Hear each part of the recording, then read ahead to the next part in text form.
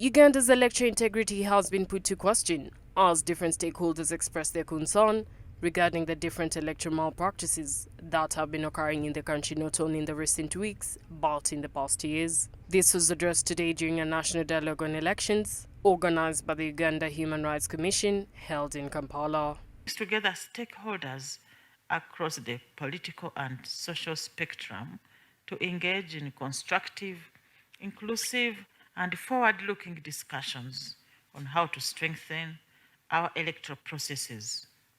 During a panel discussion moderated by Honorable Beatrice Kiraso, the former EAC Deputy Secretary General, UPDF was questioned on the continuous apprehension and arrest of citizens across the country. He responded by explaining the security agency's mandate, citing that all operations are intelligence-led for the good of the country by isolating lawbreakers. He wanted to justify that their involvement in such matters is a requirement of the law as per the Constitution. Issue is the arrests that are being carried out purportedly by the army, and people are being taken to ungazetted places and not produced in courts of law within the time when they are supposed to be produced. Would you like to comment on that? Incidentally, I'm not aware of the ungazetted places unless I'm educated on one. We don't have ungazetted places. Our places are gazetted where we hold people. And it is good you didn't use the word, I thought you'd also use the word kidnap.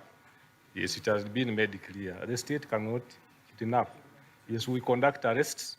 Our operations are intelligence-led, and it is for the good of the country.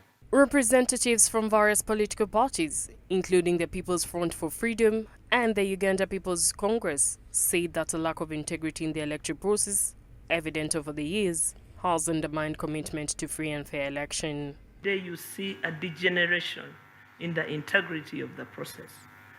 I think this country will be able to celebrate just a kabwai. People have lost courage because even authorized people make improper modifications to suit their needs. On the other hand, Julius Muchunguzi, the Principal Public Relations Officer of the Electoral Commission, cautioned against placing blame solely on the Commission for incidents of electoral violence. He emphasized that the responsibility for maintaining peace and integrity during elections lies with all stakeholders involved in the electoral process. So I think we need to do more soul searching beyond pointing a finger at the Electoral Commission. But you say that the Electoral Commission is at the center, and we agree. The Electoral Commission is the body mandated by the Constitution to manage and organize the election in this country. But the Commission is at the center, but around it are rings and circles of stakeholders. The EC does not organize violence. The EC does not organize voter bribery. The EC does not vote.